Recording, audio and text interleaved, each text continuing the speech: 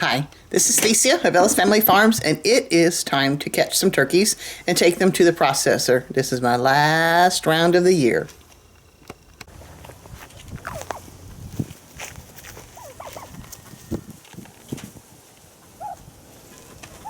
That tarp is ripped all the way down the side now.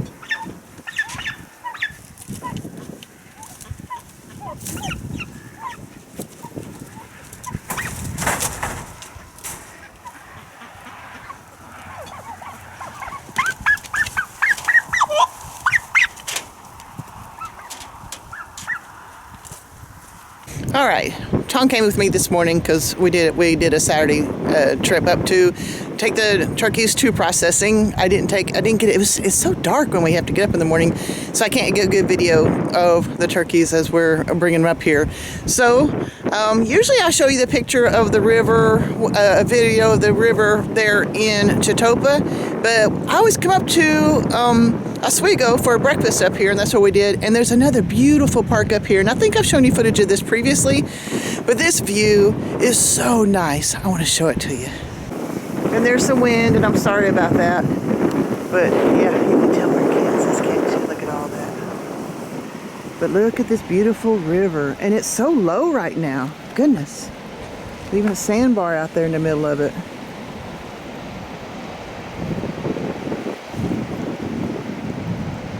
I sure do like this river.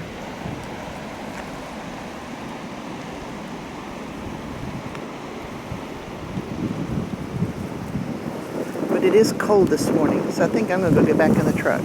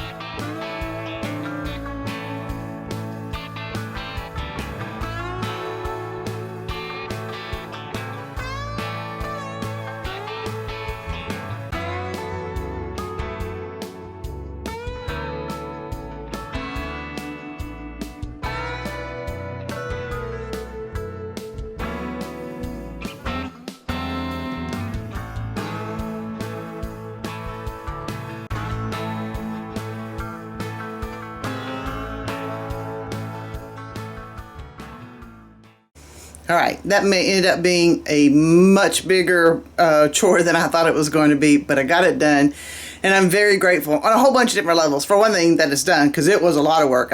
In fact, it came down to one day I had to tell Tom and Kinsey both, y'all got to help me. I've been doing this. I'm exhausted. We've got to get it done. So out of the 12 turkeys, and of course the two drakes, I just bagged them up. I'll make them soup later. But of the 12 turkeys, let's see, I traded one to a friend for some stuff, and I gifted another one, and then I kept in one whole for ourselves. So that left me with 9 turkeys.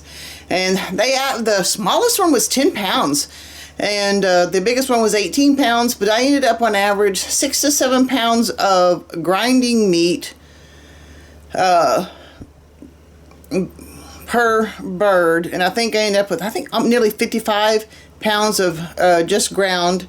And then, of course, I saved the legs, and since it was 9, I always do 4 legs and bag them up together. So that was, I had like 4.5 bags of turkey legs, and then I ended up with 18 bags of bones, turkey bones to make broth out of. I was going to make them where they all big bags, and I could do them in the roaster. But man, if I can get the bones into a 1 gallon bag, I can put them in a instant pot, and I'm much more apt to making them that way, because I just don't have room for a great big roaster for, you know, a day and a half, 2 days, whatever.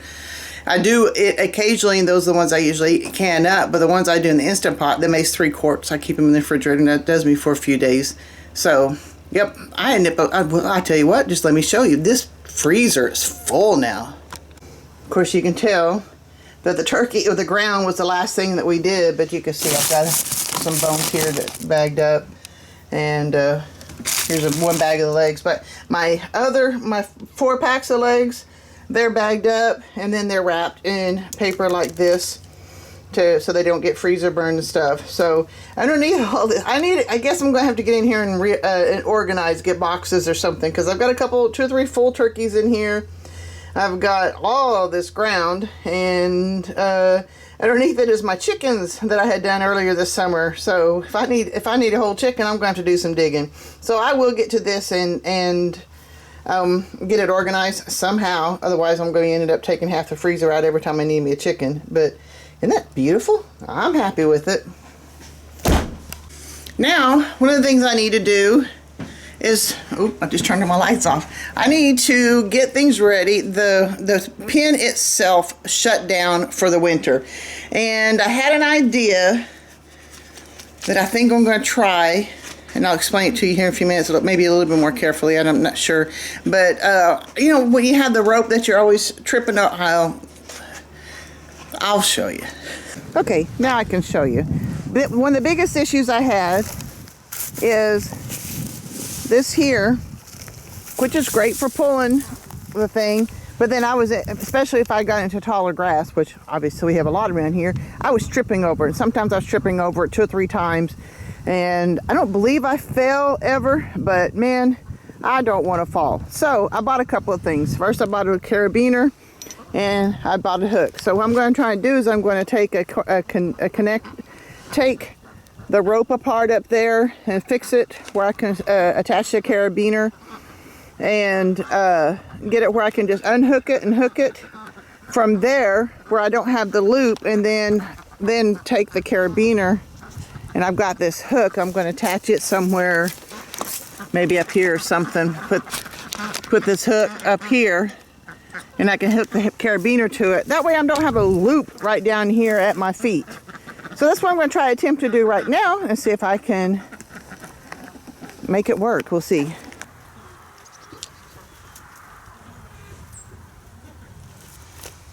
Of course, the first thing I do is drop a screw.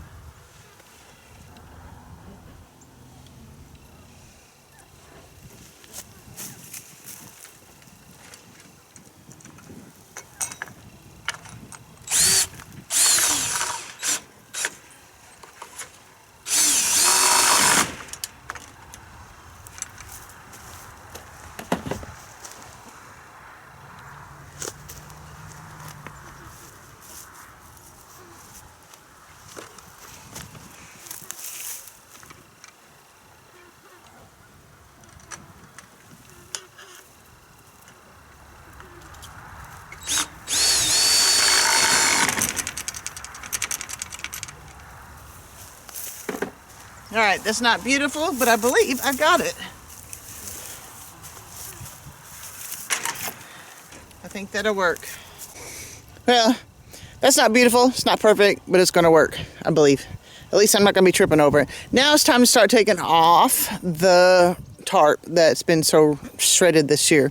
And if nothing else, it helps keep it from catching the wind like it does occasionally. So let's take the tarp off, and I believe that's going to be the last thing we're going to be doing to button up my meat processing for my meat production of poultry this year.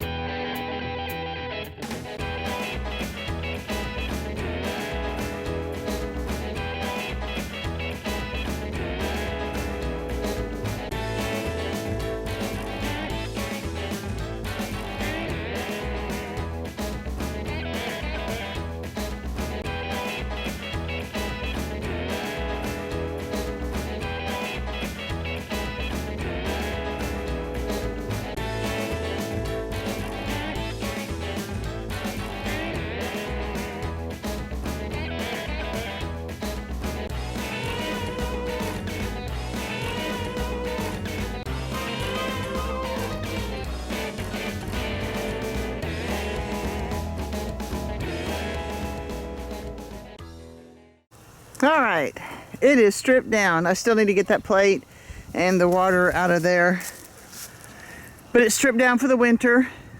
I don't have to worry about blowing away anymore. I know we tried to put this up on blocks last year to keep the boards from being in the ground and rotting, but it seems like they blew. But I'm trying to remember if the tarp was on it when it tried to blow over. I may have to either look at old footage or see if Tom remembers if the tarp was on or off when it started blowing around. We'll just have to see. But yeah, at least this, I'm going to throw that away. My goodness, it's got so many tears in it that it's just not worth saving at all. So that's what we'll do. Look at this. This is asparagus. It's supposed to be done for the year. Most of it's dead, but here's this one sprig that's coming up. It's still pretty green, where all of these that are in these tomato cages are asparagus. But I digress. This is getting wrapped up and I'm ready. And this is cool. I'm glad to get this done so we don't have to worry about blowing away. That feels good to get that done. You know, it is late December, mid-December, so it's time to get that done. I learned a little bit, you know. The reason I did break down those turkeys instead of leaving them whole is because with the chickens, I learned if I left the chickens whole, we didn't eat them quite as much as we used to, because just like most of the rest of the world, we eat a lot of chicken breast. And then, of course, I use... sometimes I use that. You know, if you're baking a chicken, a whole chicken is good. How often do I bake a chicken, you know, in different various sorts? So I'm starting to do it a little bit more, but not to the extent that I cook for my family. And a lot of the recipes that I have are chicken breasts. So I did, and it's kind of interesting because the first batch of meat birds that I did, I kept them whole, and still got a bunch of them in the freezer. The second batch of meat birds I did, I cut them up, and obviously the chicken breast went within just a few weeks. And I think I've got one set of legs and thighs left of that batch. So that's the reason I started breaking down. Well, because I need the turkey meat that to substitute for ground beef, then I knew I needed a lot of that. I don't know if I need 55 pounds, but actually that's kind of working out too. I've already got a couple of people I can give some of that to for Christmas gifts and stuff. So that's going to work out too. But one way or another, you saw how much ground turkey I have in there, and I've still got plenty of whole turkeys, and I can smoke it and I can bake it and whatever else, you know. And I don't need, and it's kind of, see, that's kind of thing too, is we don't necessarily need it for any of our Christmas meals, because we're going to 2 different places and neither one of them needed a turkey. I offered. So regardless, I learned something. Break down most of my chickens, and obviously I need to break down my turkeys. I believe that I'm good enough on turkeys for a while though, for sure. I might have to do another batch next year. We'll have to see. But I would like to start doing heritage turkeys and just growing my own and do 2 or 3 or 4 or 5 a year. I don't know, instead of 12. 12 I thought was a good amount, but it's a lot of turkey. But I don't know. And if nothing else, I can break it up. I don't know. I'll learn. But I'm learning now, and I'm glad for that too. So it's another good year. I'm grateful for a full freezer. I'm glad to have the pen basically broken down for the year, and you get that one fix where I quit tripping over it all the time. So I'm glad for this, and this is my wrap up for my poultry processing for the year, of poultry production for the year, and we'll see what we'll do for this next year. So if you like this kind of thing, and I hope you learned a little bit of something from it, and I'm hoping that you're coming along with me on my journey as I learned, because I got a lot to learn. But I'm enjoying it, and I want you to enjoy your life too. You know how I always say is to live until you die. And just like what Jack Spirko says on his podcasts and stuff, is this is your dash. You know, if you look at a tombstone, there's the date that you were born and the date that you died, and that dash in between, that's your dash. What are you doing with your dash? Don't be sitting down and watching television, except unless it's something good and you really want to watch it. But just get up off the couch. Be somebody. Live until you die. God bless, guys. See you next time.